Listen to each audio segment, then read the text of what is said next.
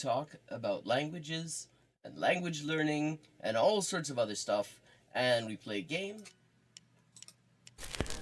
This is Elise with an update on the ongoing Inessa Armand translation project. We now have 37 of the 38 extant essays and speeches by Inessa Armand translated into English for the first time. And we are just short of the halfway mark on the fundraising progress as well. This enrichment of the English language Marxist canon has only been possible with your support, and it's been a real lifeline for me. So anyone who would like to support this project can find links in the description for how to do so, and everybody who has already supported it has my sincerest thanks. Perfect. Okay, 3 of 4. 還元一級の先というのは本当に誰も知らない字ばっかりでしょうね。私は Okay, we've leveled up and it is time to pick another language. Morfar är tröttare än vanligt. Maten är färdig.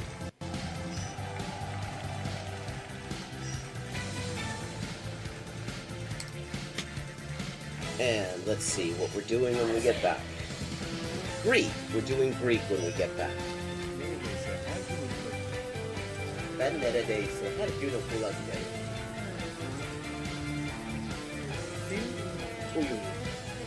Fun fact. Turkish. Hello, Shakespeare. How you doing? Fun fact, in Spanish, the word for bishop in chess is alfil. And that actually comes from Arabic. Fil. The same word fil as this.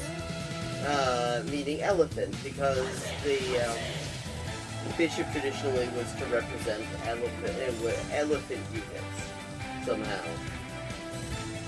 Similarly, in Russian, the word for bishop is squab, and that also means elephant. This is Elise with an update on the ongoing Inessa Armand translation project. We now have 37 of the 38 extant essays and speeches by Inessa Armand translated into English for the first time, and we are just short of the halfway mark on the fundraising progress as well. This enrichment of the English language Marxist canon has only been possible with your support, and it's been a real lifeline for me. So anyone who would like to support this project can find links in the description for how to do so, and everybody who has already supported it has my sincerest thanks. Ça, ça, c'est ça, ça, che c'est ça, non ça, c'est ça, sol chi sa che nulla sa, ne sa più di chi ne sa. Ecco. Bonjour et bienvenue à Hyperpolyglotting avec Élise. Moi c'est Élise, traductrice, éditrice et écrivain avec 20 ans de travail. Et ça c'est la transmission en direct ou en jeu des jeux, surtout GeoGuessr en dernier temps. Et parle des langues, de la linguistique, de l'acquisition des langues. 10-159. Haven't made a huge dent in it, but we're getting there. Okay, gonna do some Chinese now. Nej. Nej. Come on. Bien. Yo. 5.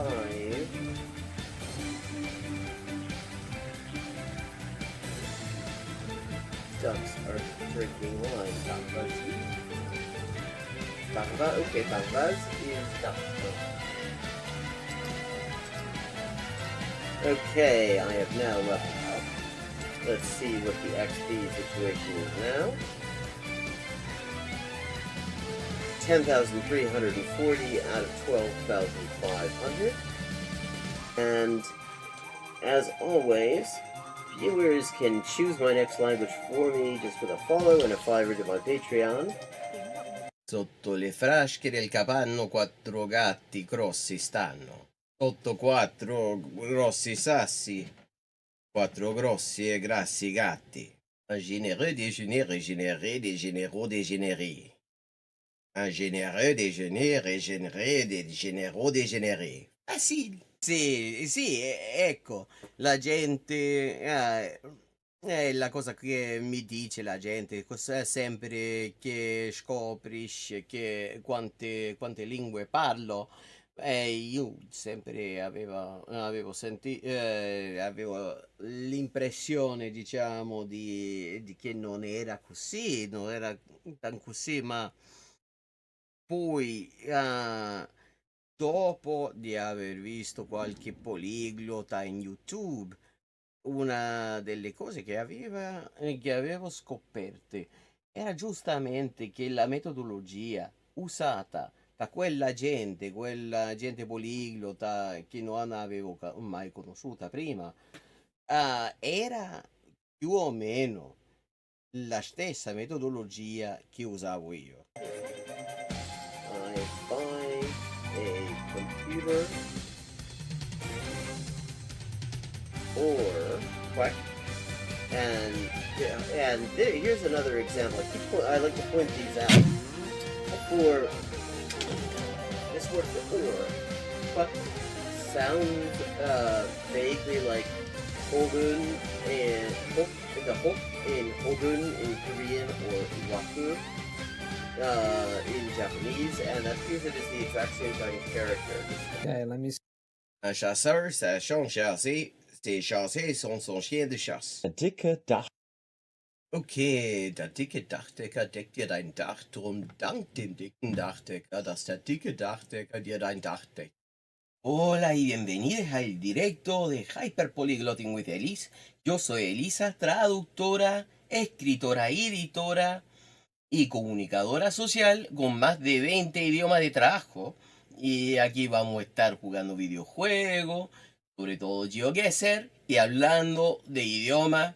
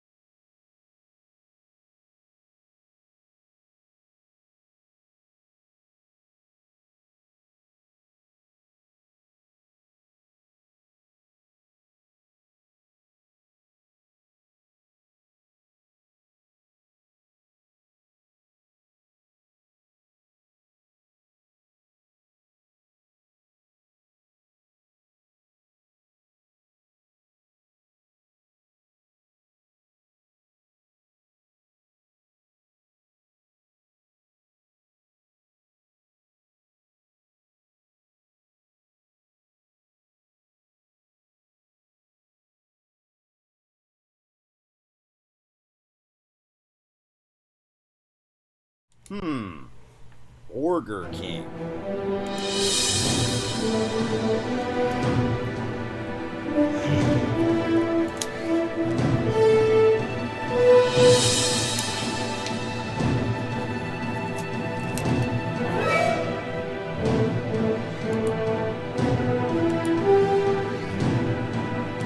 But welcome everybody. Be sure to hit the like button. Be sure to hit the subscribe button. I remember in middle school when you felt self-conscious if you were the last one to go through puberty. That really went topsy-turvy, didn't it? Sometimes the Hasbara, it's too much explaining yourself and it's too apologetic. Be sure to hit the notifications bell. I actually do believe Israel won't just bomb countless civilians.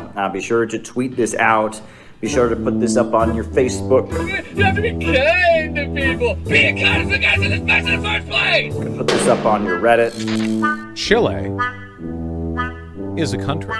Be sure to cut and paste,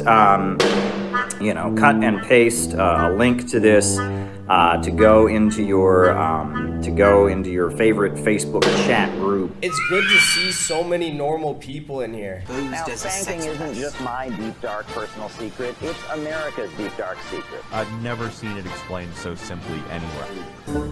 Put this on WhatsApp. Put this on Telegram. Put this on your favorite messenger app. Hello, and welcome to the Untitled Anarchist Seagull channel. I'm your host, an Untitled Anarchist Seagull called Elise. And how is everybody doing today, chat?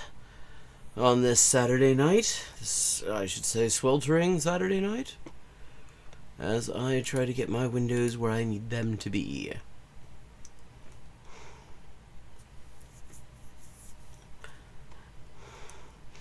There was a new Thought Slime video came out earlier today. Riveroon drew my attention to it, though it had already shown up in my recommendations, and definitely worth checking out. Really good video called Plucky Little Israel, and it is all about what bullshit this but doesn't Israel have a right to defend itself talking point is. And he does an excellent job of it, as indeed he generally does. There was one bit. Hola hermana, ¿cómo estás? ¿Cómo estás? There was just one little bit that I feel could have been improved on. I want to talk about that just a little bit once I find the spot. Don't you think Israel has the right to defend itself? Everyone who isn't a piece of shit. That is a bit loud. Shit. Sorry about that. Cash flow, even when it isn't much, definitely can improve one's spirits. I know all about that. Aww. Bonsoir. Largely dead, but that addresses the root problem with the premise of this question. In this formulation grew ever fear that if they don't defend themselves, the less violent party in this conflict tax common sense. I'm trying to find the spot that I want to just talk about real quick. Do you think both parties in that conflict have comparable ability to wipe out the other? Or just like it wouldn't be a fight if you were to strike a baby in its crib? That's not articulation of the Zionist attitude in the West that I described earlier, because it positions Israel... Oh, what are you having? Comfort food also helps. Punishment. It also provides justification for the eradication of all civilians, and thus one should not be discerning about which Palestinians are killed. Doctrine. It could not be more cut and dry. It is the official actions. And let me just ask, does proportionate force defensively, isn't it kind of definitionally aggressive reality for them at this point? They'll just say the wildest shit and expect you to swallow it uncritically because they think you're stupid. They think you're so fucking stupid. While the IDF actively drops bombs on hospitals and refugee camps from the hospital because there were tunnels underneath, spit ones who directly say otherwise, even when it's a Jewish person or indeed it's just that they might. I find that triggering, frankly, and I don't want to be insensitive here. I will grant you that it is a problem evacuated to. Do you see how that would create a certain sense of unease as they lose their remarks? Is with the anti-defamation. So take this with a grain of salt, but I've always thought that the worst form of anti-Semitic rhetoric would be like, I didn't actually give a shit about anti-Semitism, but find it to be a useful lightly at the facts. So in order to maintain the illusion that Israel is the victim in any exchange of violence, despite committing the majority of that violence, Zionists... But do you condemn... Okay, I think I've found the bit. Naturally, it was all the way towards the end. I had not thought to just set it up at this spot for the beginning. So you got a little bit of a taste of it. It is a really good video. Let me just say that, because I have a criticism here, but it is not of the whole video. I think the video is excellent. It is there's a very specific bit that I think could be improved on, and I think I made my point. Do you condemn what Hamas did? Do you support Hamas? Do you specifically condemn Hamas, a designated terrorist organization? I just noticed that you've not condemned Hamas. Where was the condemnations for Hamas? Or even some tepid liberal dog shit like extremism on both sides creates the association in people's minds that violence done by or in any way connected to Palestinians is uniquely condemnable, something we must all acknowledge is evil before the conversation may proceed. The moral weight of the violence done to Palestinians, however, is always negotiable. The demand is never put to the Zionists to condemn the IDF as they demand any critic of Israel condemn Hamas. Sorry about this. It'll only take a minute. Groups. Israeli violence is thereby legitimated and whitewashed through the comparative lack of performative moral outrage leveled against them. One side is evil for using violence. The other side uses violence, much more violence in fact, because it's just how things are. They got to defend themselves. This is a particularly handy tool to gain support in the West, where we've been primed to associate Muslims in the Middle East with violent acts of terror to justify decades of illegal wars. This is just yet another illegal war to throw on the pile. Now let me be extremely clear here, because there are people who are going to make it their business to misinterpret what I'm saying, and nothing I'm saying is going to stop them, but I don't want to make it easy for them, and at least one of those people might be Ethan Klein, who's a little bitch and should sue me. Try it, bitch. Ethan Klein. Okay. At long last, I have found the bit that I wanted to talk a little bit about. Klein's not going to sue me. I'm not a woman. I am not saying, nor do I believe, that we should make excuses for terrorism, or that the October 7th attacks or any other violent action by or in support of Palestinians were good things or permissible or necessary or whatever the fuck it might be convenient for people to pretend I am saying. I'm saying, specifically, that the demand that these things be condemned before the conversation may proceed is a framing device used to portray Palestinians as uniquely violent, uniquely worthy of condemnation. One does not ordinarily need to condemn terrorist attacks. It is generally understood that terrorism, by and large, it's a bad thing. We don't like it, do we, folks?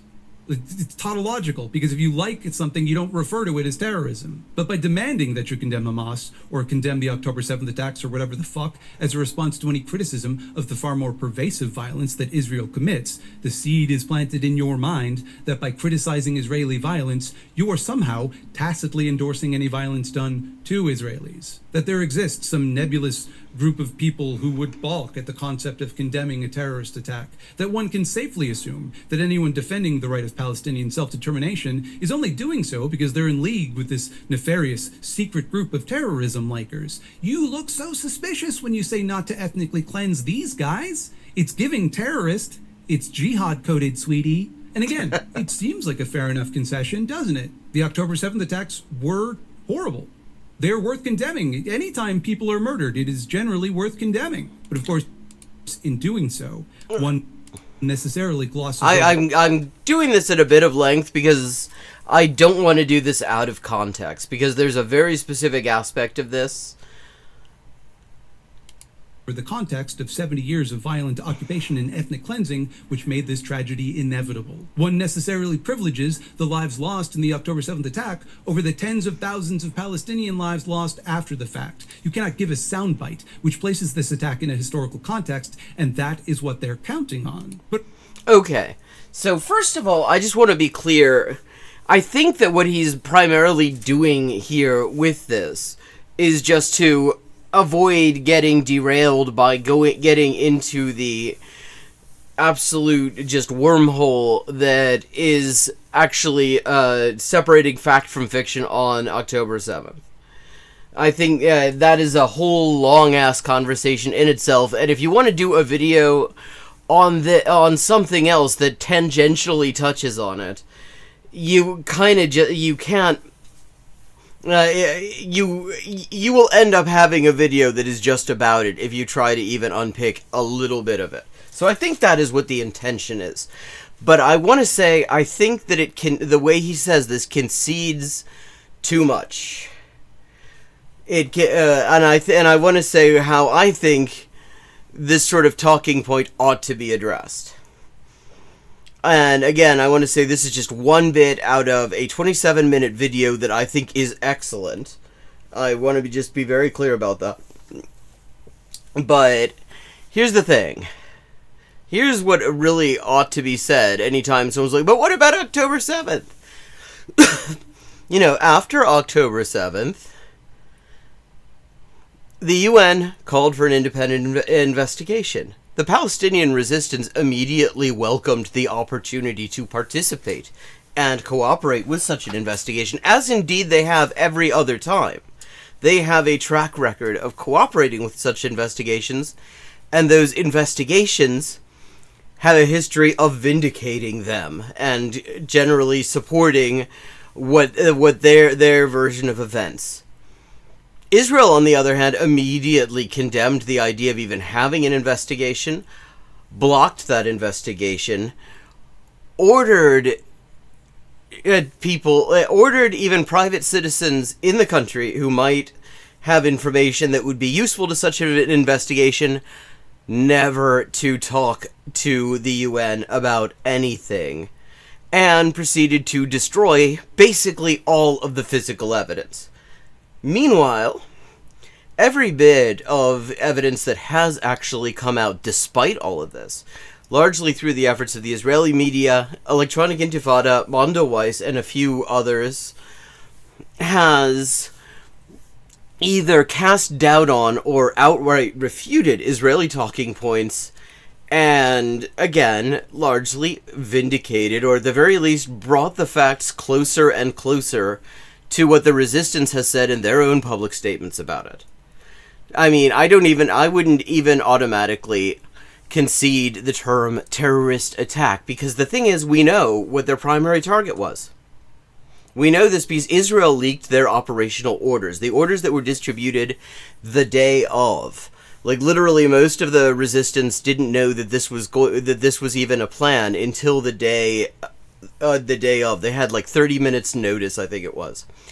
And it specifically says the main target, the primary objective, is the Gaza division of the Israeli army. A military target. A military target that they utterly wrecked. I mean, just humiliated within less than an hour's time. Meanwhile, there are two things that have also emerged. One, Israel killed a whole lot of their own people. It is basically impossible to really work out exactly how many, because they destroyed the physical evidence.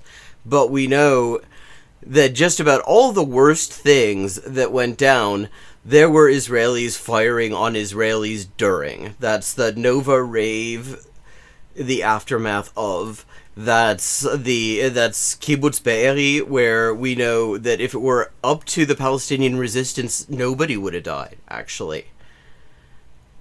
And we also have a fair bit of confirmation as well of resistance statements that actually they weren't trying to take civilians, they wanted IDF. First of all, those were initially plausible to begin with, because civilians are not good bargaining chips when you're dealing with Israel in the first place. Nobody would want them.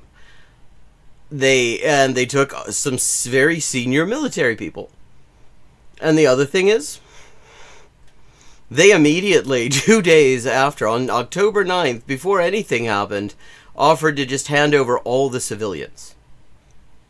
So, yeah, I mean, I don't think we should, I don't think anything should be conceded. We should say, I mean, the only thing to say is, it's really too bad, when you think about it, that Israel didn't want to cooperate with any kind of an independent investigation that could allow us to establish the facts. Because that is, in itself, very sus behavior.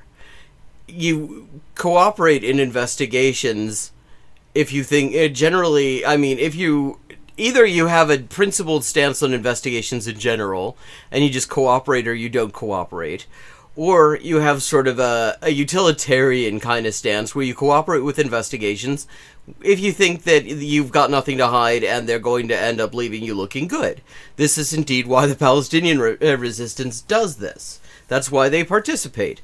Because they know when the facts are established, they're going to come out looking at the very least better than Israel, and probably pretty good, actually.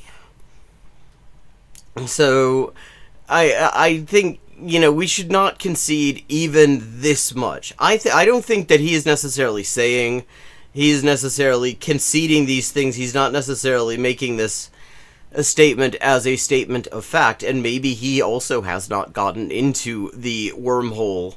I won't even call it a rabbit hole. It is a fucking wormhole to go down when it comes to all the levels of, like, journalistic investigations into October 7th through 9th. So maybe he was deliberately trying to avoid that or whatever, or maybe he just didn't want to derail the subject that he wanted to talk about, which is this bullshit talking point about Israel's right to self-defense or whatever. But I just felt like that needed to be remarked on. That's all. It is an excellent video. Absolutely watch it. I'm going to drop the link in chat for anyone who doesn't already have it saved or hasn't already seen it. Riveroon already dropped it in the Discord.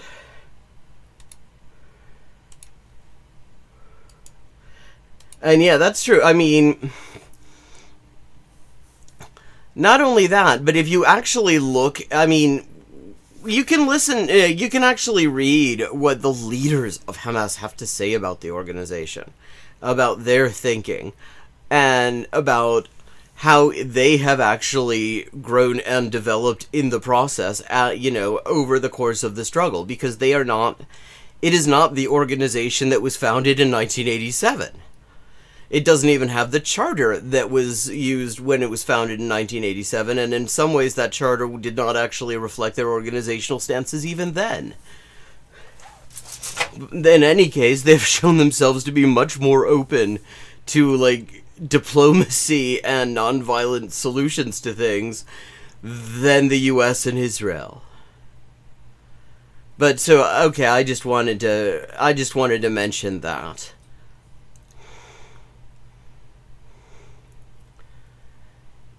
So,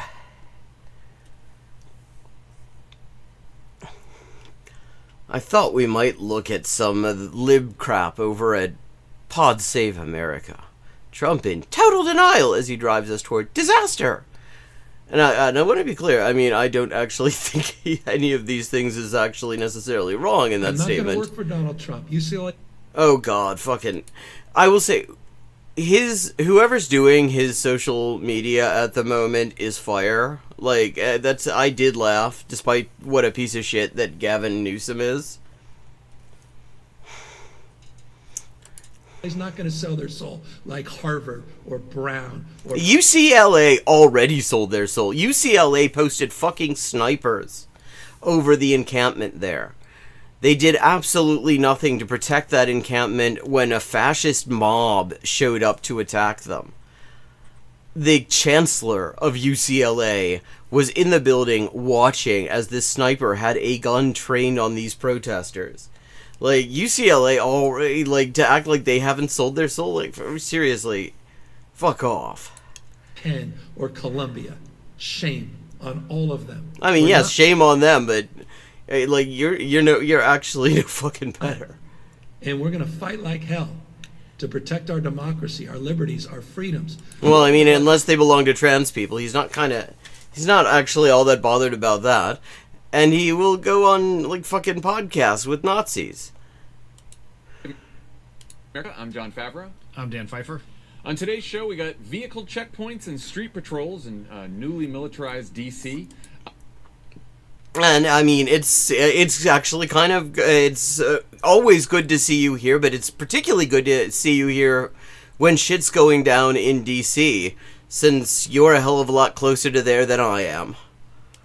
ICE is out of control and showing up at Democratic political events. Trump thinks Putin wants to... Well, yeah, I mean, they're showing up at kind of everywhere at the moment. ...to make peace ahead of their Alaska meeting.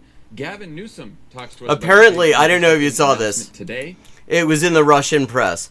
Apparently, some staffer at the State Department left a bunch of printouts that they shouldn't have on the printer at the Hotel Business Center where this summit took place in Alaska. Including, we know from this, for example, that apparently Trump does not know how to pronounce the name Putin. Which is, like, how? It's not hard to pronounce. and we'll end with a few minutes on the podcast guest everyone's talking about this week. But let's start with this week's big economic news. Wholesale prices, which are basically the prices that producers like farmers, factories, other businesses get paid for their goods and services, just rose at the fastest rate in 3 years. Economists say this is a sign that the cost of Trump's tariffs are starting to hit. I mean, it's always nice to see when liberals suddenly care about inflation again. And will start affecting consumers in a bigger way, driving up inflation. That's what I worry about. Okay, I'm going to skip ahead. So, outside the White House, the big balls-inspired militarization of D.C. And again, let me just say, if we want them to not scaremonger over this, we just have to be fucking celebrating the ass-kicking, well-deserved ass-kicking, one has to say. That prick, I mean, if anyone deserved to get fucking whooped by a 14-year-old girl. Continues apace. There are now hundreds of National Guard troops, federal agents, and ICE agents patrolling the streets of Washington, along with the D.C. police, all under the command of Donald Trump. I heard somebody say, I mean, it might have been in a chat thread, I don't remember exactly where this was.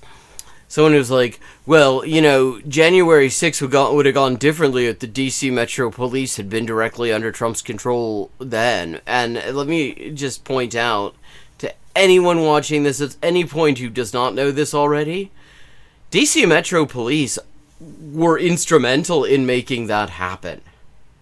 Their normal policy, ask anyone who's ever protested in D.C. who isn't a Nazi, is that if a protest gets anywhere near the Capitol, they immediately do a mass arrest. Instead, when these Nazis were doing it, Nazis who had pulled knives on people in their previous forays into D.C., the D.C. Metro PD just escorted them there. And then when the head of the D.C. Metro PD at the time was asked about it, he's like, well, we don't do mass arrests. And it's like, tell BLM that.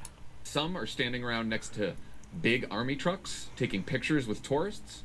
Others were protecting the... Well, it sounds like Rome. ...cycle and Georgetown Cupcake on M Street. Just very dangerous areas. For those who don't know. So okay, so what sounds like this is very much for show. And then there are the armed, masked ICE agents who set up a vehicle checkpoint in the middle of busy 14th Street Wednesday night.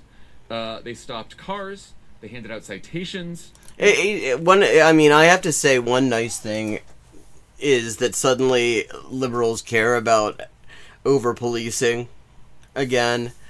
Some of us always care about that stuff. It's nice when they kind of join us in that a little bit. You know, it's like, you know, caring about what ICE does. You know, they take these breaks off away from it. And then they come back and it's like, oh shit. You didn't know that this was going on the whole time? Welcome back, though. Did you enjoy your holiday? Have a sabbatical from giving a shit. Arrested people for permit violations. They also drew a big crowd of protesters. Here's some of the DC sights and sounds from that night. No, apparently DEA were also there?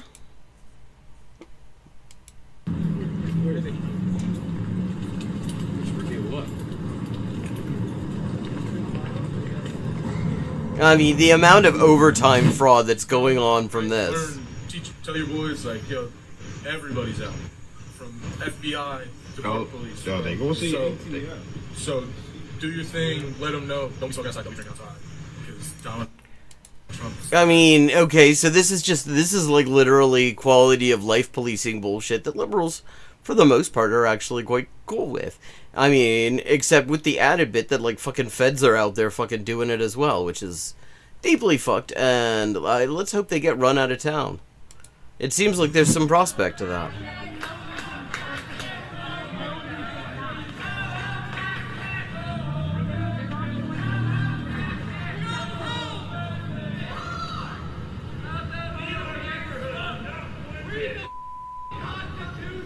Just in case anyone still thinks this is all just about crime in D.C.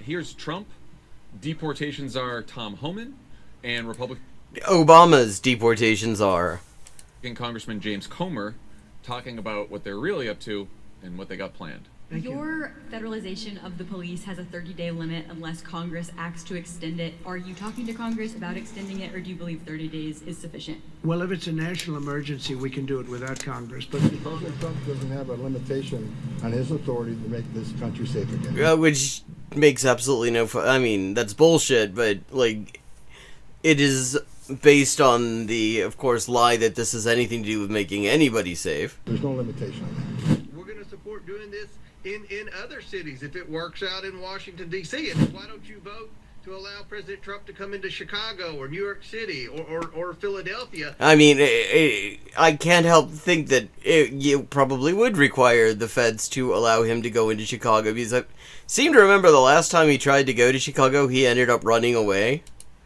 And try to combat the criminal activity in their city. So I think that this is an experiment that's probably needed in a lot of the Democrat-run cities in America. And so let's start with, we both lived in D.C. for many, many years. You long. I lived there for about 1 year. It's been a while. Longer than me. You went to college there.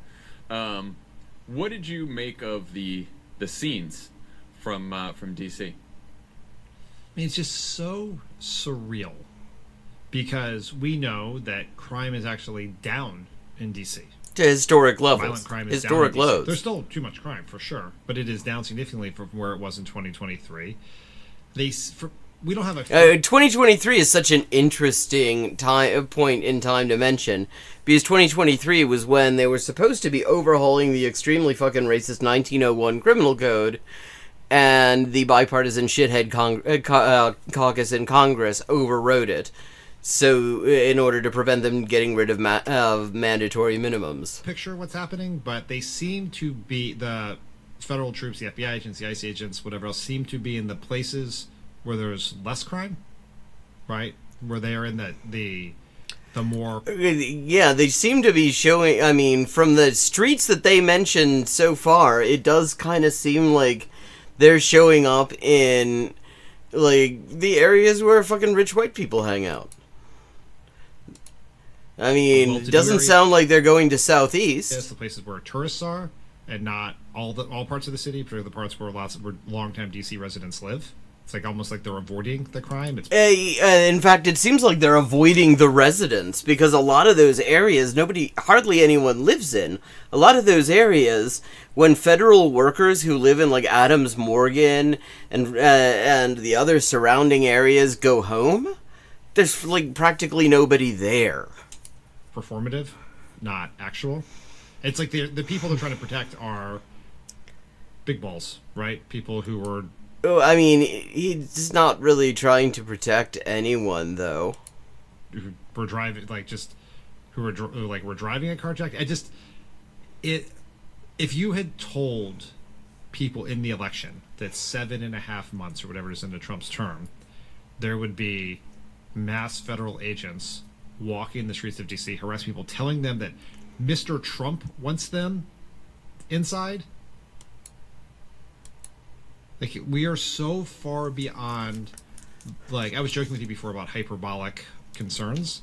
This is very real. You go through all the things, you listen. I mean, I just can't help notice that this is actually not even crossing this isn't even crossing some of the lines that George W. Bush crossed. Listen to what Tom Homan had to say there, that they're manufacturing a crisis that is completely made up in order to deploy federal agents and then assert unlimited authority for the president to control the population. I mean, and deployed I just can't help. Who spent like the past 4 years before this just dumping fucking dump trucks full of money on the cops for absolutely no plausible justification because they were already massively overfunded to begin with? Who was it thought it was a good idea to make this possible by, I mean, actually like stealing from COVID relief funds to fund the cops? Whose idea was that? False pretenses. That's what happened in LA. It's happening here. Now they want to expand it to everywhere else. I mean, and of course, we're not going to hear about how the LAPD's role, the role of Karen Bass, without the LAPD, most of the injuries would not have happened. They were the ones doing the overwhelming majority of the violence. But then when you talk about that, you have to acknowledge that Karen Bass was totally on side with this, even as she was intending to be outraged. And we were just at the time talking about the BLS numbers. What happens when they start rigging the crime numbers to make it seem like the crime numbers have already been fucking rigged? I mean, the ones you get in the media, there is a great Citations Needed podcast about this like a year or two ago. I don't have the link handy, but they talk about how you can manufacture, the way the media do this is they will manufacture a like crime wave by just, since you have these very granular police stats on these things, you can easily just put in any geographical coordinates, any area, no matter whether it makes any sense as like a cohesive geographical region or not, and you can figure it out, and then you just come up with a specific list of crimes, and you tweak it around until you get the spike that you want to be able to show people. They did this in New York to like justify like attack proposals to get rid of cash bail and shut down Rikers and everything like that. Like fucking bullshit crime statistics are fairly standard, actually. Gone up in certain places to justify sending these troops in. I mean, and they don't even need to. They're just asserting it. No, yeah, well, yeah, that's the other thing. And in fact, I mean, the Washington Post, I was talking a minute ago about how Congress just overrode the new criminal code that they were supposed to get in D.C., and the Washington Post went on a propaganda blitz at the time claiming that crime was out of control in D.C. It was actually on another historic low, actually. It was a complete lie. There was no evidence of any kind of crime wave, but, the Washington Post just happily claimed that there was, and it is easy to manipulate statistics in order to make one up if you need to. There's this debate about, is crime really down? Is it just crime? Yes, it is. Pandemic. There's no debate. Highs, and so now it's still at a higher level than it used to be before the pandemic. Except the pandemic's still going on. Too much crime, for sure. All in on crime-fighting strategies. Oh well, okay. So how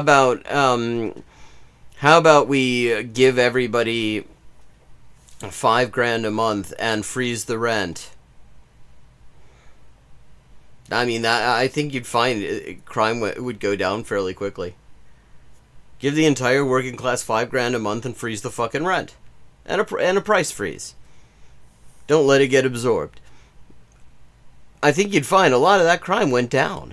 All in. I mean, there's a whole. We talked about this. Well, I mean, I have to say, he's so playing against type. A white dude who's all in on crime fighting strategies without even hearing specifics. There's this whole menu of options that the president, the DC Police Department, Congress, which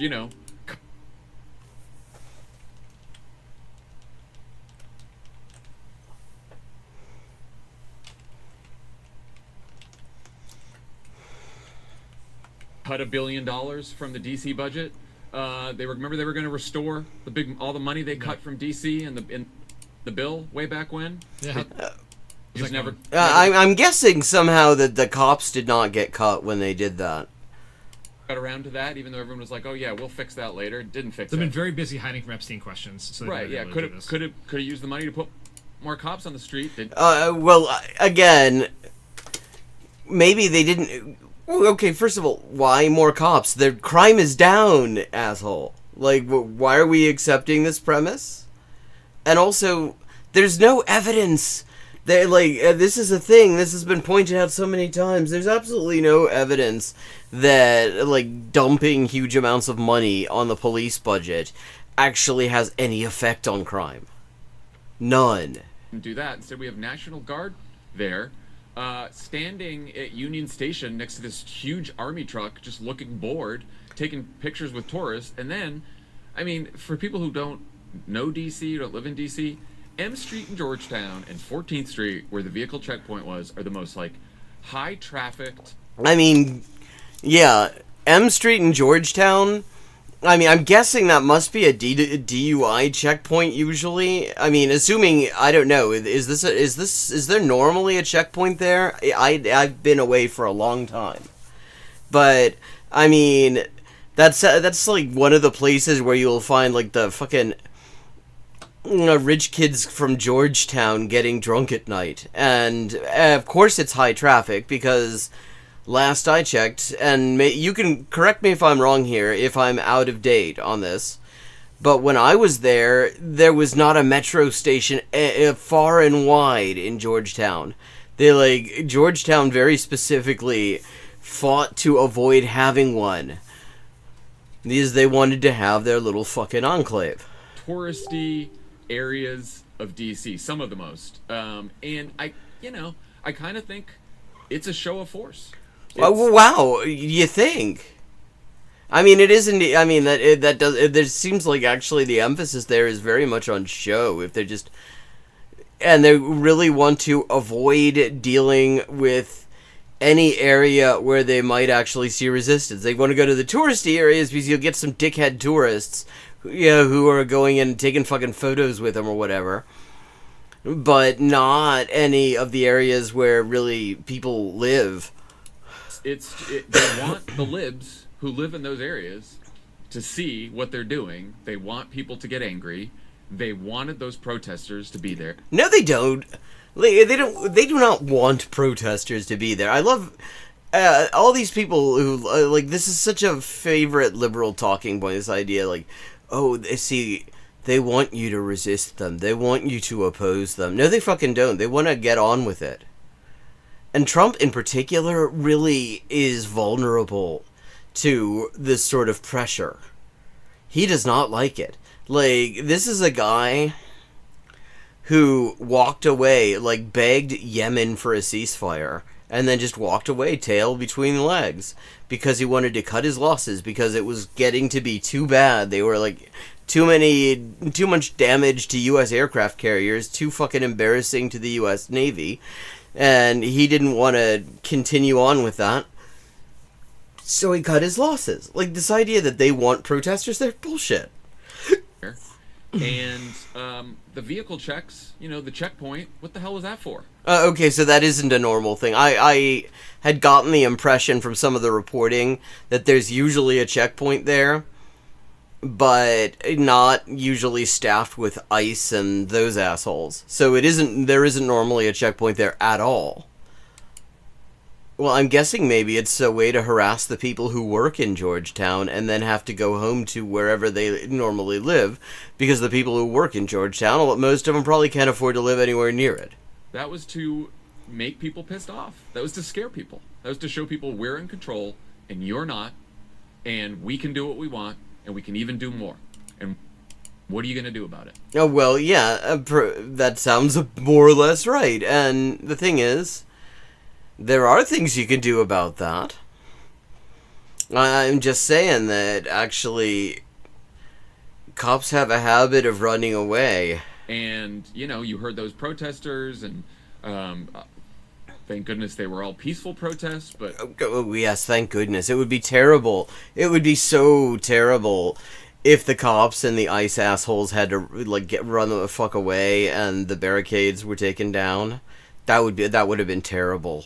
The worst possible outcome would have been if, Trump's fucking intimidatory bullshit were interrupted in any way. like, how long does that last? Because, you know, it's human nature. Yeah, there was already the most violent protester we've seen so far was the man who threw the sandwich. Have you heard about the guy? Wow, that was terribly violent. I did a Subway sandwich. I believe that was right on. Well, I mean, God, at least it wasn't like a good sandwich. That's not because you can't accuse him of wasting a sandwich there, because like Subway, I don't know what they do to their bread. I don't know how they have managed to make the smell of fresh bread so appalling. One of the best smells ever. But I mean, that's not a sandwich. That's just shite. I think that was like right around in DuPont. That was like right near my old apartment. But Oh, anyway, that Subway over there? I think that that Subway was still open, I guess? That's a great question. Yeah, I used to go there all the time. Anyway, it turns out he was a Justice Department employee who threw a Subway sub at the officers. They fucking sent a goon squad, like a huge goon squad, to arrest him. Which is the most ridiculous thing ever. And charged him with a felony. And Pam Bondi, the Attorney General, now I guess the Chief of Police of D.C. as well, tweeted about it. And she said, "Oh, we also found out he was a Justice Department employee, and no tolerance for hurting law enforcement or threatening law enforcement here in the." They were injured. They were injured by the fucking Subway sandwich. What are they? Do they have celiac disease or something that they can't even be near gluten? Like the world's worst celiac condition. Because it didn't sound like anyone was actually injured. Actually, Justice Department, except for the guy who's the senior advisor in the Justice Department, who at January 6th, I don't know if he saw E.J. Antony, the new Bureau of Labor Statistics guy there while he's there, but was screaming for people to kill cops. So, I mean, no tolerance though. No tolerance for hurting police officers. What did you make of sort of the protest angle and how that could go? Yeah, I mean, okay, we've already established this is going to be. We're going to see some classic lib shit here. Understandable. It's the right thing to do. Peaceful protest is important. We want to shine a light on this so people understand. The light's already being shown. The light is already shining. Like, fucking Trump is already shining the light on this. That is not the issue. There isn't a lack of light. He is making sure that it is extremely visible because he wants it to be extremely visible. The issue is that it's happening at all. And what's happening? It's important that it stays peaceful. Not why the politics of it, but because who knows how Trump and these officers would use that as a way to justify violence. Yeah, because they're not doing any. They're so peaceful now. I mean, the Onion already took the piss out of this a few weeks ago. It's like Trump looking to use protests as pretext to do what he's already doing. And even more aggressive actions. It's very. The goal here is to make people feel powerless. And well, I mean, except that what you're talking about there also does that. Like, liberals don't want people to feel powerful either, really, fundamentally. Like, these guys don't want people to feel powerful. They don't want working class people to feel like they actually have the power to stop this on their own by just making it clear that these pricks are not going to be tolerated on their streets. Because if they do that, then they might actually start getting ideas. To show that you're not powerless is to use your voice, right? To use your presence. That doesn't show that you're not powerless, though. If you yell, "I don't want this to happen, I don't want this to happen," while it's happening and you do nothing to stop it, you're not actually showing that you're powerful. You're showing that you are fucking impotent, actually. That you are not afraid. And kudos to the people who are doing that. Good for them. Yeah, no, I totally agree. And obviously, don't throw things at law enforcement or federal agents. Not even sandwiches. Oh God, that would be terrible. Like, do you condemn, chat? Do you condemn the Subway sandwich throwing? The August What the fuck is today? It was the August 15th. Do you condemn the August 15th attack? The sandwich, that sandwich, it when it was thrown, it beheaded baby federal agents. Do you condemn August 15th? Not even sandwiches. Don't be burning cars, causing all. Don't give them an excuse, right? To do the stuff they're already fucking doing. And but also, I mean, we noticed this in Los Angeles too. Like a lot of these National Guard, especially the Guard, who are there, they don't want to be there either. Yeah, I mean, the people actually seriously starting shit and attacking people were local cops, LAPD and LA Sheriff's Department. And they're just there because that's their job, and they were sent there. And so, pro tip: Google the GI Rights Hotline. Find out how you can make this no longer your job. You can just not go. Call in sick.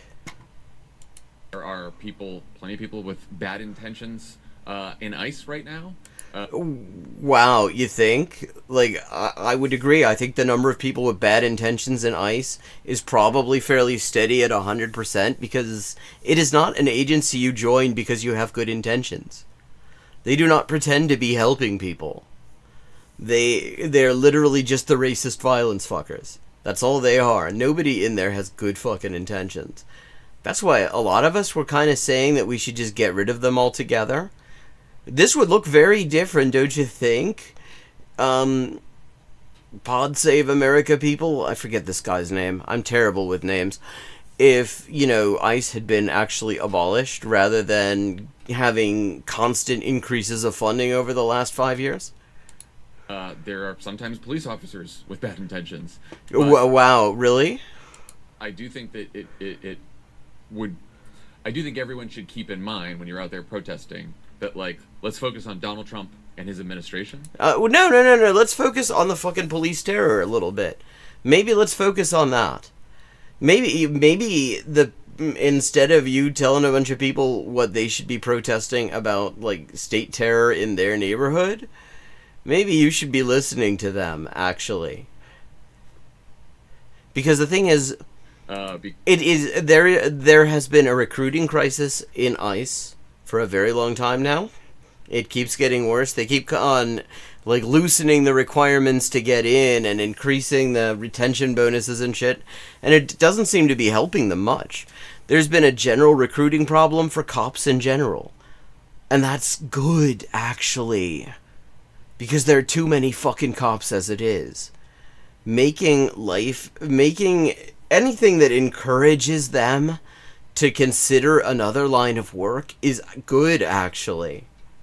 Because that's who we have to oppose. That's who we have to fight.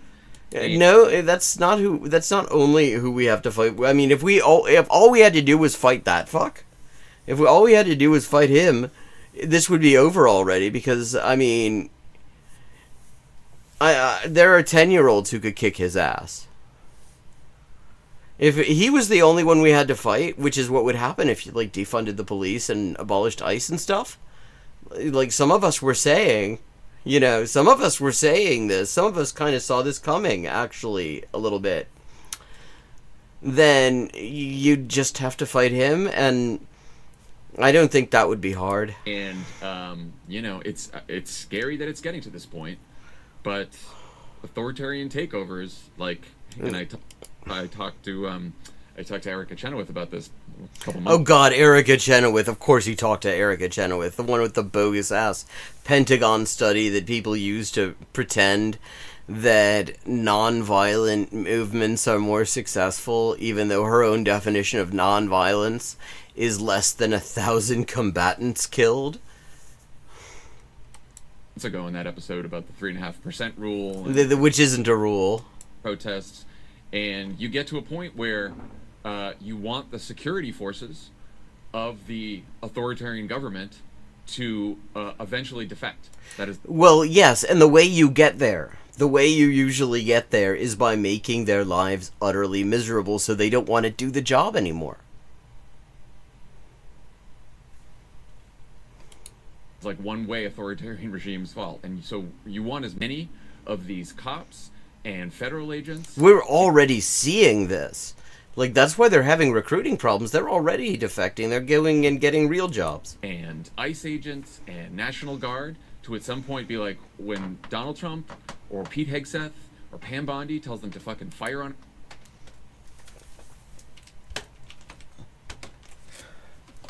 Link spam. Hello, link spam. Goodbye, link spam. Like, I love it when they tell you, you know, best viewers or whatever like that. They're advertising how to get views. It's like, if you knew how to get views, why the fuck would you be link spamming my stream? A crowd or something like that, God forbid. Oh, well, yeah, I mean, God forbid they do that again. They've already done that. Like, I mean, last time, Trump actually ordered an execution of a guy, an anti-fascist protester in Portland. Them to be like, no, of course I'm not going to do that. This is crazy. And so... And the best way to do that is to make it very clear that they should find another job in the first place so that they're not in that position. We're backwards to be nice to them, but like, just keep in mind who the real villains are here. Yes, but the thing is, the real villains are the people who are willing to hold a gun to you in defense of the head villain. Like, literally none of this works. He doesn't, like... It is so amazing how this sort of thing... How liberals manage to miss these very obvious fucking points. Because the thing is, the only reason he can do all this is that there are cops already threatening people.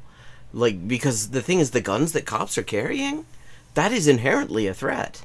Especially to the people that they're most in the habit of murdering. That is an inherent threat. They're already intimidating people. You want to make that stop? You make it unpleasant for them to be doing that. Which are the people in the White House who are giving these orders. So it certainly seems like Trump would need 60 votes in the Senate. I mean, that's a little bit like saying, telling the Allied troops in World War II, we need to be very clear. You shouldn't be being, unduly, you shouldn't be being mean to the Wehrmacht. You need to understand that the guy you really want to attack is in the Führerbunker. And we'd like to win these guys over, actually, in the Wehrmacht. So we shouldn't antagonize them, because all we want to do is go to the Führerbunker. Because, like, guess what? Who's stopping you? Those fucking guys. That's why you got to antagonize them. They're already antagonizing you. Like, obtain control of the DC police indefinitely, because every 30 days now, I guess he has to reauthorize his control of the police force. He won't get that. We heard him talking about declaring a national emergency. We've already seen him deploy National Guard troops here in LA over the objection of our governor. Obviously, he can do it in DC because the president controls the Guard in DC. Yeah, and the thing is, those troops got humiliated in LA. I mean, of course he's not talking about this. I didn't realize he was in LA. I thought he was... I mean, he said he wasn't in DC, but he used to live there. But I didn't realize that that's where he was. Like, when they sent the fucking whole goon squad to MacArthur Park that first day, and with all that impressive footage of the, armored vehicles, and the fucking, there was like a 50 cal belt-fed machine gun on one of the vehicles, and all the guys in the fucking, tack vests and everything. And they showed all that. What they left out was how the local community was on their asses from the start. Surveilling them from the beginning and kicking them out of town. That's... guys like this don't want to talk about that, because guys like this actually kind of like having the cops to keep most people under control. Is there anything stopping him from doing this in cities across the country and just saying, screw Congress, I don't need their authorization for DC, I'm just going to take the police force, do what I want? Yeah, the one thing that is stopping any of that is the people in those towns, because they can make it extremely painful for anyone to follow those orders. And I'm going to start sending in troops to Chicago and everywhere else. There's not that much to stop them. Right. There are very. I mean, you guys aren't going to stop him. One That's thing clear. is he's resource constrained. You can't do this everywhere, all the time. Also, he is very big into cutting his losses. And if this becomes a really embarrassing thing, if this just makes his goon squads look weak and pathetic, because people just send them packing, and make them quit, which would be good. It would be good if they quit. It would be good if they decide they want to do another job, actually. That's why antagonizing them is actually not a bad idea. It doesn't, for him, they'll do a vote because they want to make Democrats vote against this, which I have no problem for them voting against. Yeah, wow. I mean, it will be interesting to see if they would in fact vote against it. I think they know that some of them, at the very least, would vote for it. But in their mind, they think, Trump in this press conference thing he did earlier today in the Oval Office, where we heard the sound from, he's like, Democrats are against crime. Democrats want crime. We're trying to stop crime. My Democrat friends are calling me and thanking me for this. Right. I mean, I'm not surprised. I'm actually not surprised if they are, actually. And, I mean, of course he has Democrat friends. I mean, he's very close with the fucking Clintons, for one. Gives zero shits about the people of D.C. Maybe of course he cares doesn't. about, like, his staffers who live in D.C., but then probably not even that. He just wants to send a message to the rest of the country that he's tough on crime. He wants to try to make this a political issue. Crime is, I would say... I'm going to skip over this. I'm going to skip to... This is his strongman summit with Putin. We got all this fucking... There are the buzzwords.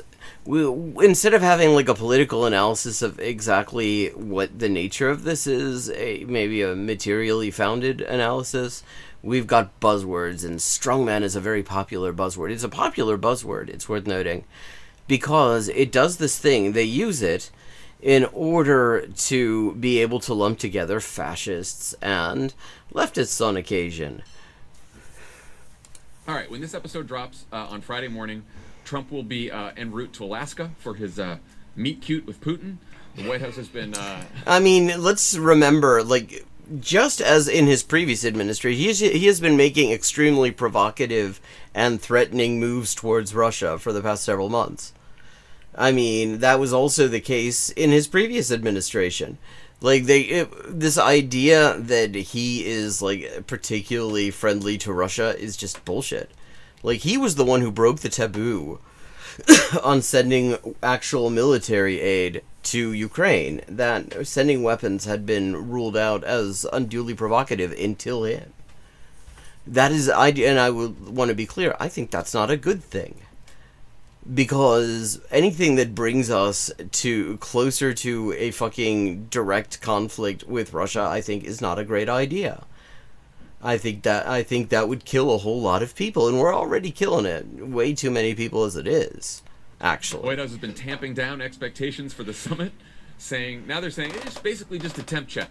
You're just going to see how he's doing. Just fly to Alaska to check out how Putin's doing. Thankfully, Zelensky and European leaders were able to connect with Trump before the meeting, so they could urge him not to hand over Ukraine to Putin and try to hammer out a negotiating strategy. That's what they said. The reports are they hammered out a negotiating... I mean, it is wild that this is what we're talking about. Like, it is wild that this is their subject. I remember he was on fucking Twitter recently, like, oh, we talk about Gaza, we talk about the genocide and stuff like that, and it's like, it is reaching a new level yet again, and this is what he's talking about. Let me just see. Does that get a look in? He was talking about how much they talk about the genocide. Yeah, no. I mean, it doesn't merit a chapter heading anyway. Strategy with Trump, who, I'm sure he's going to stick with it because he is famously disciplined. Trump was asked about the meeting in the Oval on Thursday, and here's what he said. And I think President Putin will make peace. I think President Zelensky will make peace. We'll see if they can get along. And if they can, it'll be great. I've solved 6 wars in the last 6 months, a little more than 6 months. What 6? Name them. No. I mean, there was... What the fuck is he talking about? I mean, I guess there's the war he started with Iran, and then like begged for a ceasefire, And there's the war that he continued against Yemen, and he begged for a ceasefire because the U.S. Navy was getting wrecked. So I guess that's two that you could kind of say he kind of ended, except that it is continuing by proxy through Israel. So yeah, I can't think of what the hell in 6 months. Like, I can name two. I mean, he didn't solve any wars. Let's be very clear. Oh well, what two? Okay, well, I'm interested. What two is he gonna name? I will be utterly amazed if there's an acknowledgement of the U.S. war against Yemen, because we're supposed to not pretend. We're supposed to pretend that there was no U.S. war against Yemen. Started a war, or tried to finish a war between Iran and Israel. I mean, he did start a war. That's what you do when you attack somebody that you had not previously been attacking. That's starting a war. Yeah, he started a war. The U.S. started a war. And he claims to have averted a war between India and Pakistan, although that's quite skeptical. But I don't know what the other four are. There's an Azerbaijan-Armenia thing that was in the Oval last week that I think he's claiming I don't know. Did you see that he cold called the Norwegian Prime Minister to ask for the Peace Prize? You just don't want a president who's that thirsty. Well, I mean, I have to say, people are like, oh, he's not worthy of the Peace Prize. It's like, yeah, the Peace Prize is not worthy of the reputation the Peace Prize has. If you actually look at the people who've gotten it historically, there's some decent people in there, let me be clear. There's some people who you would quite reasonably give a Peace Prize worthy of the name to. There are some. But the number of just outright fascist mass murdering pieces of shit who've gotten it far outnumbers them. I mean, fucking Kissinger has the Peace Prize. Anyway, I mean, do you he's going to get the prize, John. Do you think he's on his way to the prize if he gets I mean, he's doing genocide. That tends to help. Is he going to... Does Vladimir Putin want peace? Is Trump right? Do you think Vladimir Putin wants peace? He seems like a peaceful guy, right? It is so weird to hear that people in the U.S. call anyone else warlike. Like, what are we doing right now? Whatever the hell this guy's name is. It's like Vitor or something like that is his surname, I think. It's a piece of Ukraine? It seems like that's what he wants. I mean, I don't know. Well, I mean, yeah, because the U.S. is so peaceful. That is why we have the moral high ground to judge other people's violence. Like, it's not like we've been doing a genocide for 22 months now or anything. It's not like the U.S. has started most of the wars since World War II or anything like that. Obviously, we're the one with the fucking moral high ground there. In fact, I mean, the worst crimes that Russia committed since 1990, the U.S. at the very least tacitly supported. Like Chechnya, for example. Yeah, you should boo me. From Outis, we should just edit that out. I'm sorry. We just went through this very deep, serious, heartfelt discussion about immigration, and I had to make... Look, that's what we needed. I had to be a jokester like Marco Rubio. I was going to say, don't give it away. Don't give it away. He obviously doesn't want peace. It is in his interest to keep this going, or at least he's not leaving without something that he can go back to the Russian people and say this. I mean, I don't immediately take it as read that it's not in his interest. That it's in his interest to keep this going, because the thing is, this is a war of attrition. And Russia is much more vulnerable to attrition than the US is. They are in this endless fucking stalemate with the poorest country in Europe. A country that can't even mobilize a significant amount of the military-age population to join this war. And still, Russia's actually doing really, really badly. So I don't actually take it as read that he would want this to continue too long. I don't take it as read that he would be willing to do, to end it without at least some token showing that that he could use, something to show for it.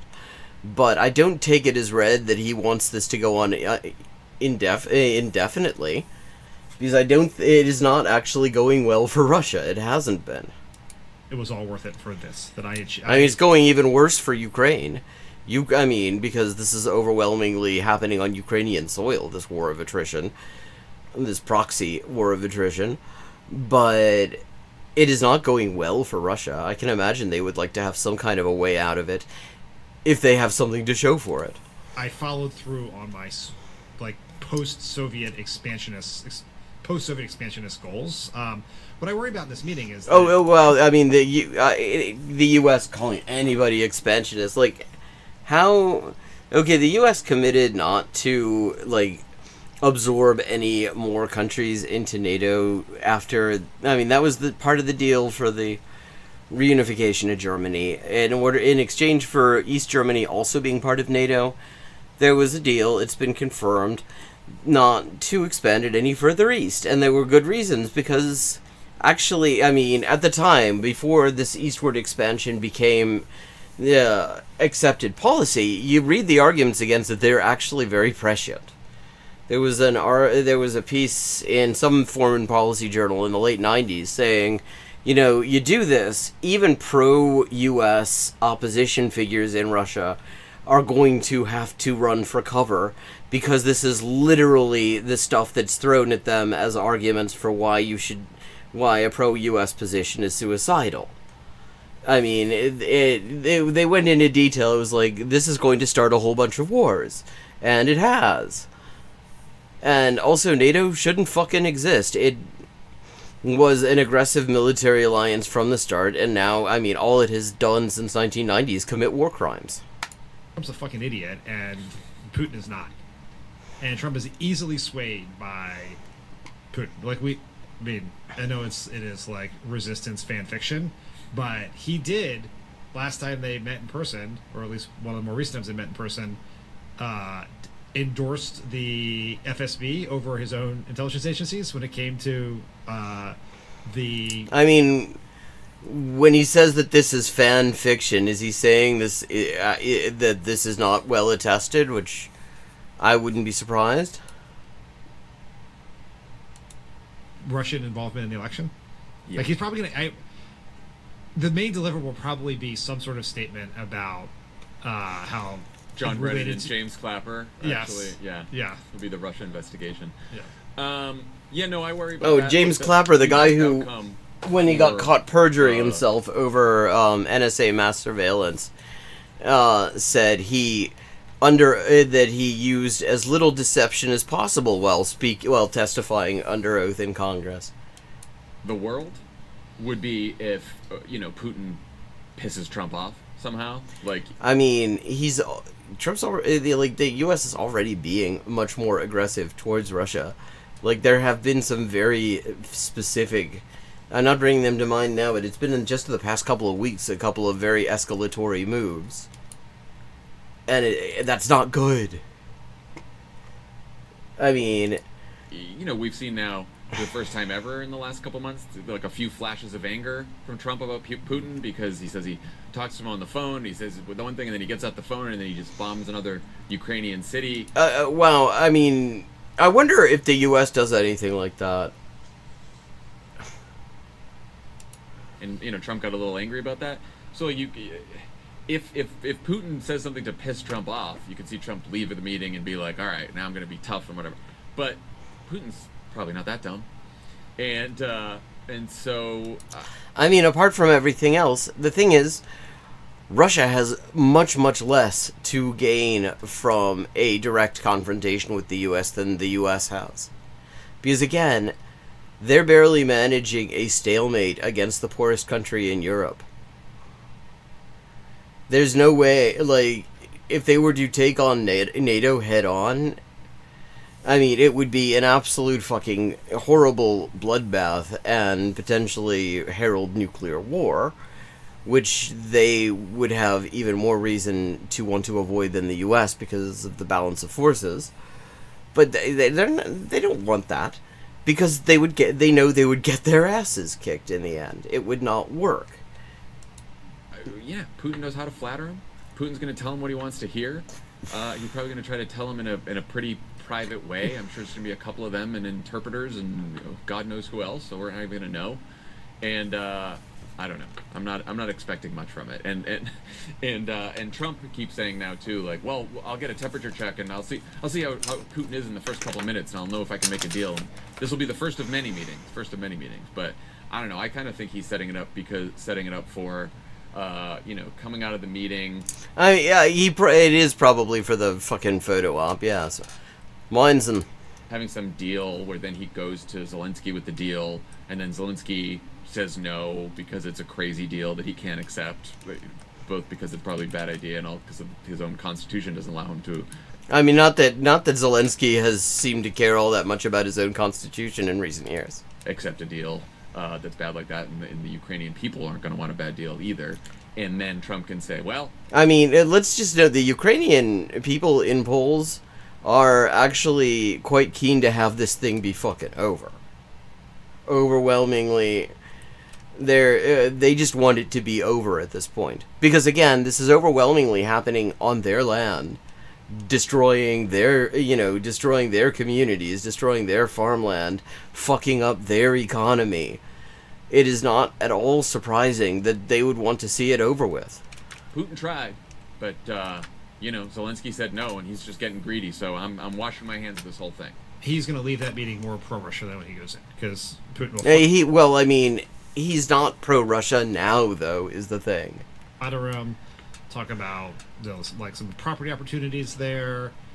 The one thing is, I don't think Putin will give him a fake award. I think he is, unlike the rest of these fucking yahoos, he's got enough pride to not show up with, like, a special letter from the king. Well, I mean, it would be absolutely absurd for him to do that. Because, like, what would he fucking gain from that? I mean, let's think about this for a second, because liberals have become really the ones baying for fucking blood internationally. I mean, we saw that in the campaign where, like, the Harris campaign was attacking Trump for not being violent enough towards Iran, which was wild because Trump attacked Iran.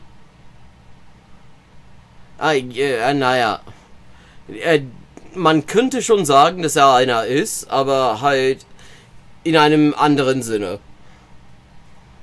But, okay, so, like, Putin is not completely oblivious to the ways of the world. If he were to do anything like that, all that would do would be to cause much of the foreign policy establishment to goad Trump to be even more belligerent and confrontational towards Russia. And Russia has no reason to want that, because it does not work. It does not end well for them. Or an invitation to a special party, or a gold-plated thing like Tim Cook did. But I think he knows how to play Trump, because he's been playing Trump for years. Yeah. And do you think he'll show up? No, so what? I mean, I love this fucking headcanon they've got where the arms for Ukraine didn't happen on Trump's watch. And again, let me just say again, I don't think unlike these ghouls, I don't think those are good things. I don't think, actually, the U.S. being more belligerent and violent internationally is a good thing. I would like 100% less of that. But these guys, I mean, like, what is the end game here? Do they think about this? I mean, they talk about all this fifth-dimensional chess, but okay, so you goad Trump into doing more warlike things. What comes next? Like, I mean, ideally, he ignores you. Ideally, he doesn't give a shit. But, like, but obviously they're doing this in hopes that maybe he will listen to them and do more war? So what's their end game? Do they think about these things at all beyond just this is the talking point of the week? Or he walks in, drops a video cassette on the table. The P-tape. And he says, do you know what this is? or even better, he just puts it there and never mentions it. He's gonna cook. God, these fucking people should just stick to Wattpad. Or he cooks up some emails that show that actually the 2020 election was rigged, and Trump actually did win the 2020 election, and then he'll be like waving that around. I'll trade you these emails for the dump it. Yeah, that's fucking. Oh my god. But like, Trump is a victim of the last person he talked to as well. Like, he's easily flattered, but the readout from the calls with Zelensky and the European leaders were like, oh, these were good calls with Trump. Well, I mean, but they're also a bunch of fucking suck-ups. Like, all those European leaders, all they want to do is lick the boots of Washington. They actually get a little bit annoyed when they have to posture and pretend that they're being critical, because all they want to do is shine those boots. I think he sort of got it. Yeah, because, again, he's easily fooled by Putin. He's probably easily manipulated by the Europeans and Zelensky as well.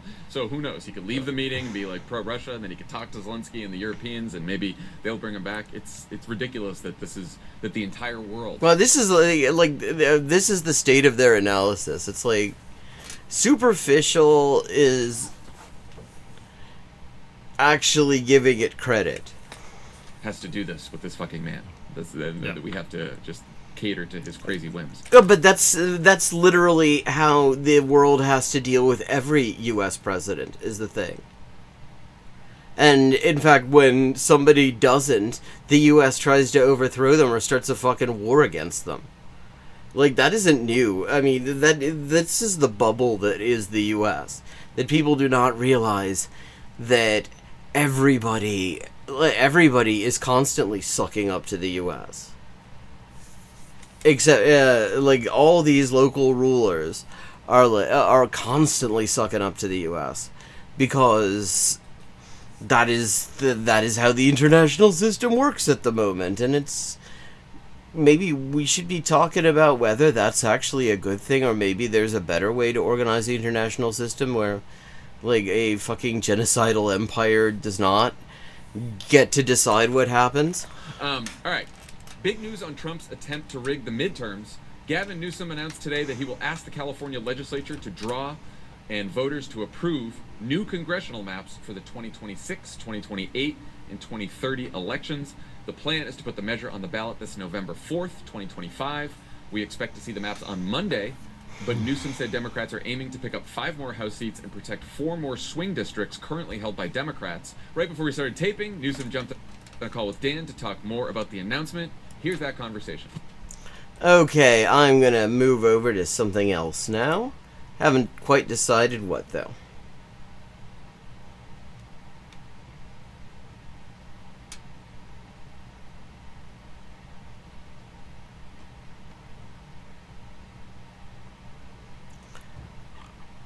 Maybe a little bit of sex pestering. Israel's blockade is going to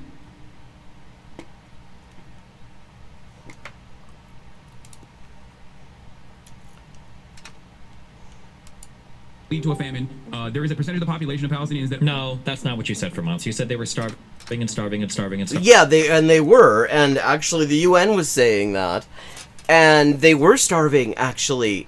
The thing is that it takes a very long time for adults to start dying of starvation, especially if they are trying to, ingest whatever sustenance they can find. Starving and starving and starving and starving. They were. That's what you said. They're not.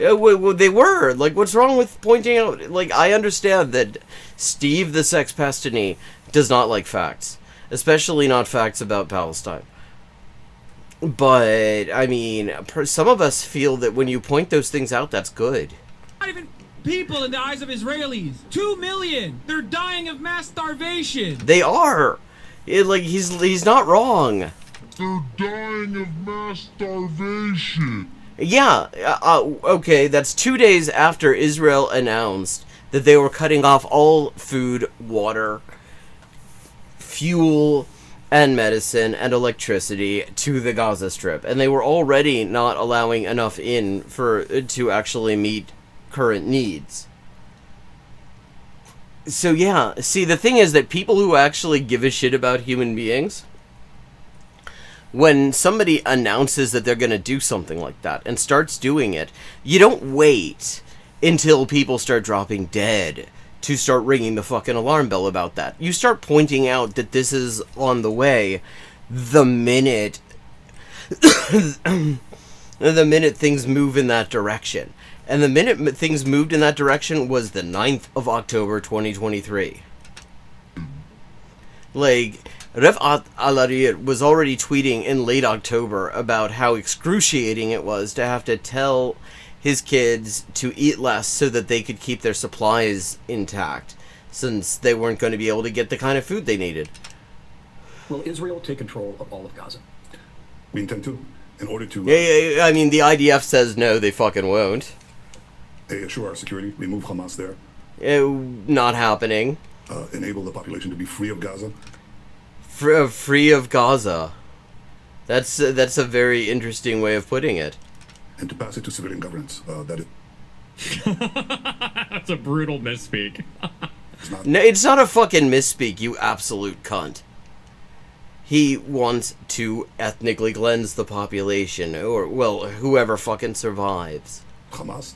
Well, I mean, it's so funny. I know Steve, the Sex Passionate. This is just hilarious to somebody who does not actually give a shit what happens to anybody. Because, I mean, he is just a deeply disturbing person. We want to free them of Gaza. True. And not anyone advocating the destruction of Israel. That's what we want to do. Oh, I shouldn't have watched this. I should just watch your son's reaction to it. Oh, God. Breaking news. Benjamin Netanyahu. Free of Gaza and to pass it to civilian governance. What civilians, exactly? Well, I mean, you could have elections, you know, for example. That would be a normal thing to do, is to let the Palestinians have a free election. But you notice nobody's talking about it. And in the interest of just ending the genocide, the resistance in their bargaining positions is not insisting on it. Even though, actually, they would win the election. That is very clear from the polling. That is also why the US and Israel categorically refuse to even consider letting the Palestinians choose their government. Oh, brother. Oh, brother. Oh, my lord. This is illegal, by the way, under international law. Everything Israel does is illegal. Israel is an illegal entity. Israel, in the way that it currently exists and has expanded so consistently, has violated numerous international laws. I mean, yeah, it actually, at a certain point, it gets to be a bit just redundant to keep on pointing out the levels of illegality of literally every single aspect of this. It does not matter. International law only matters as far as someone, as far as there is, people who are willing to entertain international law, to regulate it.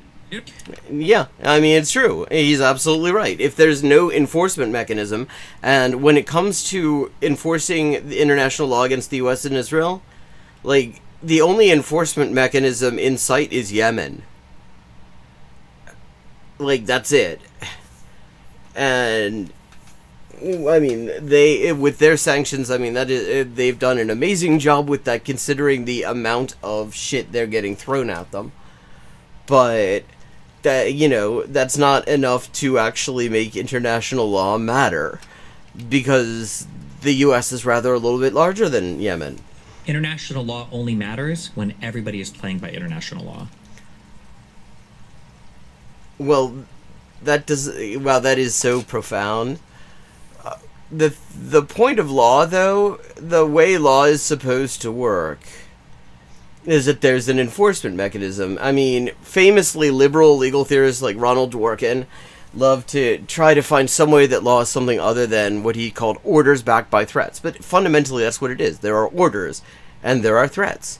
And to the extent that those threats actually mean something, the law actually will be enforced. It will be followed. Or at the very least, you know, those who breach it will face consequences for it. But that's the problem. You can breach international law at will as long as you are on the side of the US. If only one side is going to be enforced, then nobody's going to listen to it. Remember, I've said this many times. Oh, yeah, I mean, except... I don't even know if Hassan knows the bad that Netanyahu is saying. A lot of this interview with Netanyahu was undermining the establishment of a unified Palestinian government. That's... No shit. I don't think he's unaware of that. Because that is just such a basic thing. It's the insidious stuff that's happening here. But he's probably just going to focus on, like, lay epic genocide or whatever. Well, yeah, I mean, admittedly, trying to prevent a unified Palestinian government, which at the moment is not on the cards to begin with, just to be clear, that is so much more important and more insidious than the deliberate murder of 2 million people, which has been proceeding apace. International humanitarian law seeks to balance two different things, two objectives. Yeah, oh God, he's been at the Wikipedia again. Protection of populations that are not parties to combat, okay, civilian populations, and a nation's ability to conduct war. Yeah, except the thing is, he clearly did not get all the way down in the Wikipedia page, because he would have learned about something called jus ad bellum. And jus ad bellum says, the whole point of that is, international humanitarian law only comes into it if you have the right to wage war in the first place. And as the ICJ has made very clear, twice, Israel has no right to wage war against the Palestinians, because the Palestinians are occupied by Israel, and you don't have a right to wage war against people you're occupying. So IHL doesn't matter. Every shot that Israel fires is a crime. Both of those things are equally important. If either gets out of balance, or if only one side is forced to adhere to it, then it completely crumbles and falls apart. Well, I mean, only one side is adhering to it. International law is inconsequential. In the simplest terms, whatever America... And does he think that international humanitarian law is the only international law there is? Like, does he not know that that is just one area of international law? Ah, speaking of things one does not necessarily know, it is time for me to wrap up. Thank you to everyone who joined in. I hope you enjoyed the stream. And I will be back at 11:30 p.m. U.S. Eastern Time this coming Friday if you'd like to see more of me. And if you enjoyed the stream, and you really, really enjoyed the stream and want to support me, you can do that by sending me a little donation.